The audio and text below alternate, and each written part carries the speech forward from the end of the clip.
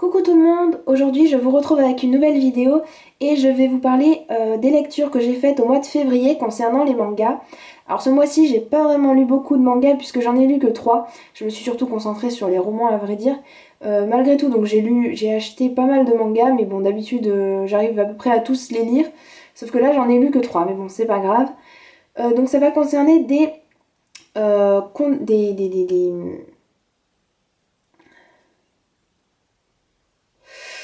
Ça va concerner des suites de séries, donc si vous ne les avez pas lues, j'essaierai autant que possible de ne pas vous spoiler. Si vous cherchez des résumés plus détaillés, parce que je ferai vraiment un résumé très bref, je vous mettrai un lien en barre d'infos concernant chaque manga. Donc on commence tout de suite. Alors j'ai d'abord lu Strawberry. Non, alors je crois que je vais pas y arriver. Je sais même pas si je vais faire celui-là. Je vais faire celui-là.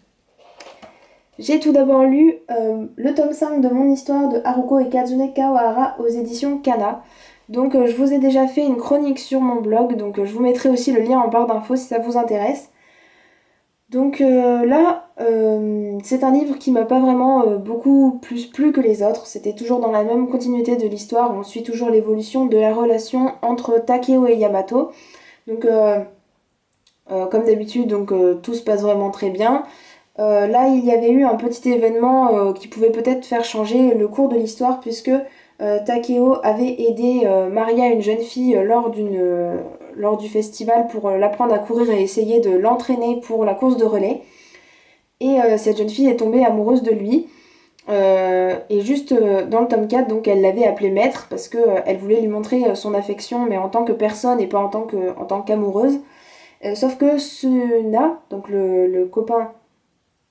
Sauf que Suna, l'ami de Takeo, s'est bien rendu compte que Maria a des sentiments bien plus forts, donc qu'une simple affection, qu'une simple admiration envers Takeo.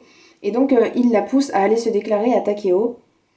Voilà, mais après en fait ça ne fait que renforcer encore plus l'amour de Takeo envers Yamato. Et encore quelques petites larmes, quelques déclarations, comme dans à peu près chaque tome. Euh, et voilà. Euh, et il y a, oui, l'introduction de deux nouveaux personnages, enfin au bout d'un moment. Euh, pour Noël, Takeo et Yamato décident chacun d'inviter de leur côté leurs amis, donc amis filles et amis garçons, pour faire une soirée sympathique pour Noël. Et il s'avère donc que un garçon, enfin un ami de Takeo et une amie de Yamato sont amoureux l'un de l'autre.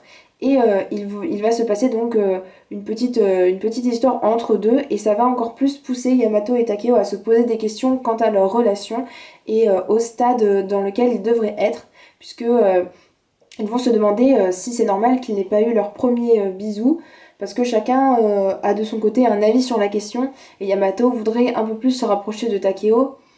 Et au bout d'un moment, Yamato donc prend les devants et essaye de faire quelque chose, sauf que Takeo ne se rend compte de rien, et comme il est complètement naïf et tout ça, et ben il lui met un gros vent, et c'était vraiment terrible, j'ai rigolé, c'était méchant pour Yamato, mais voilà, j'ai pas pu m'en empêcher. Euh, donc voilà. Euh,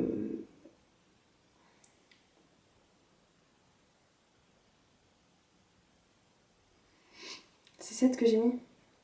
Donc ça a été un tome rigolo, marrant comme tous les autres tomes. Mais j'ai trouvé en fait que la relation entre Takeo et Yamato, même si elle évoluait assez, j'aimerais bien que Takeo lui-même évolue et devienne un peu plus mature parce que son côté naïf, tout ça peut être drôle. Mais au bout du cinquième tome, je commence à m'en lasser un peu. Je ne sais pas ce que vous en pensez. Si vous l'avez lu, dites-moi ce que vous en pensez. Euh,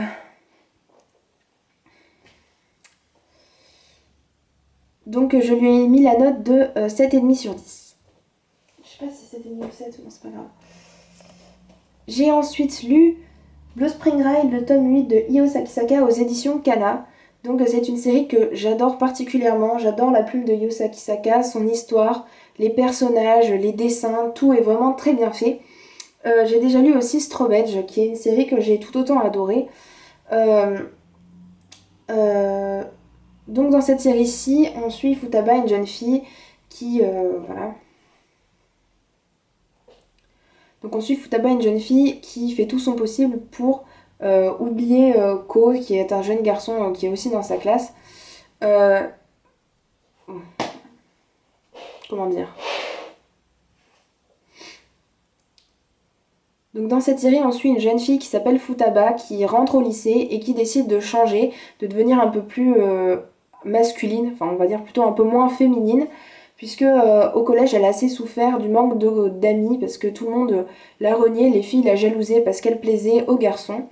Et là elle a décidé de changer et de se faire des amis, sauf que bien sûr ces filles ne la connaissent pas vraiment sous son vrai aspect, et elle va quand même, enfin...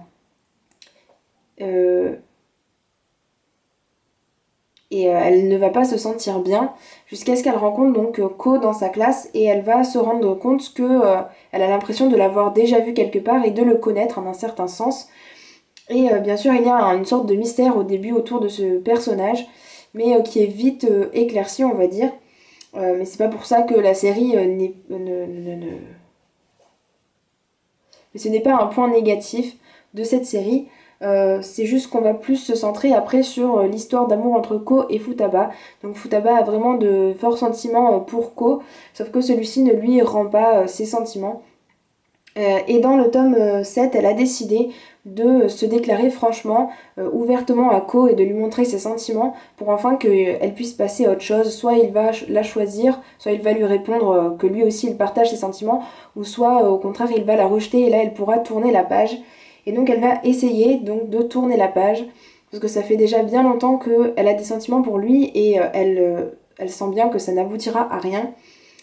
Et Thomas, donc, qui est le garçon sur cette image, prend les devants et essaye, parce que lui il est amoureux de Futaba, et il essaye de lui montrer qu'il l'aime, tout ça. Donc Futaba va prendre cette occasion pour essayer de tourner encore mieux la page, et d'essayer donc de tomber amoureuse d'un autre garçon. Ça va encore plus l'aider comme ça à aller de l'avant. Et Ko de son côté, donc, qui a quand même des... Ko de son côté, qui a quand même des sentiments pour Futaba, va être mis face à cette réalité, et son meilleur ami va le pousser, il va lui montrer que... il va lui demander d'arrêter de renier ses sentiments, et de faire quelque chose, parce que... voilà. Il va lui demander de faire quelque chose et d'arrêter de toujours se morfondre, et il va...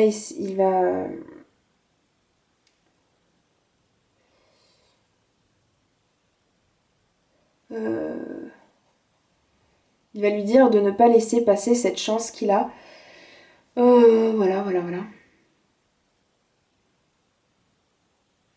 Donc c'est un tome vraiment qui prend une... Enfin...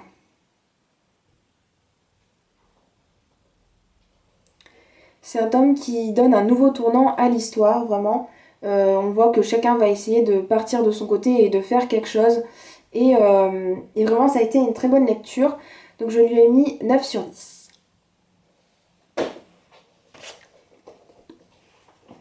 J'ai ensuite continué Orange, donc avec le tome 3 d'Ishigo Takano aux éditions Akata. J'avais vraiment envie de me replonger dans cet univers où on trouve donc une jeune fille qui s'appelle Nao, qui a reçu une lettre de son futur, et avec des choses que donc son elle du futur lui a écrit, des choses qu'elle a regretté de faire, qu'elle n'a pas regretté, enfin des choses qu'elle a regretté de faire et des choses qu'elle aurait voulu faire, sauf que elle n'a pas eu le courage de le faire. Et tout tourne plus ou moins autour de Kakeru, un jeune garçon qui arrive dans la classe au milieu de l'année. Et il y a une sorte de mystère tout autour de lui. Et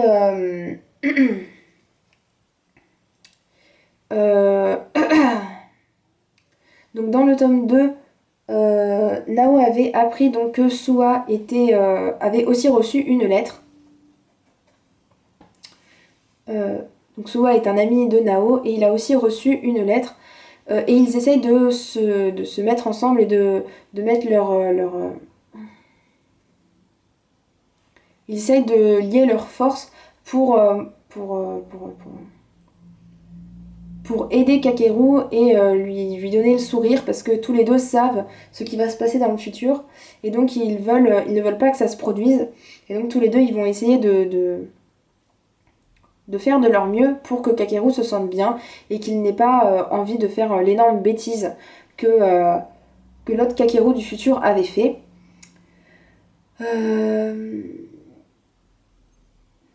Donc Suwa a bien vu que Kakeru avait des sentiments pour Nao et donc il essaye de le pousser à déclarer ses sentiments à Nao. Et Nao aussi de son côté a une attirance envers Kakeru. Et donc leur relation va commencer un peu à s'épanouir et un peu à...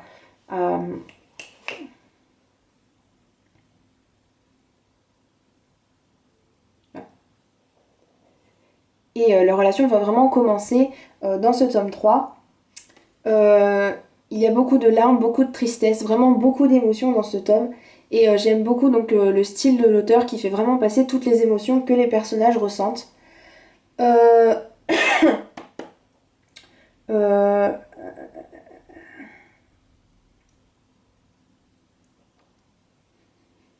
Qu'est-ce que je voulais dire d'autre? Ah ouais, j'aurais pu montrer des dessins, merde.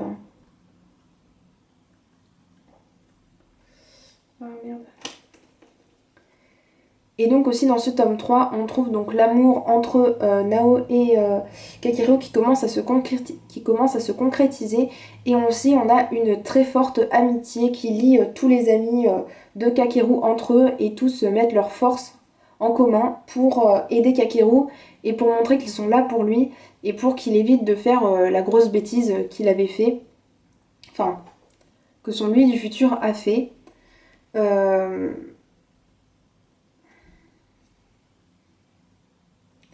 Ça a vraiment été aussi...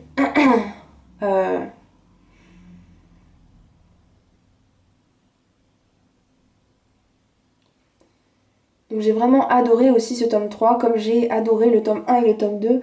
Donc je lui ai mis la note de 9 sur 10.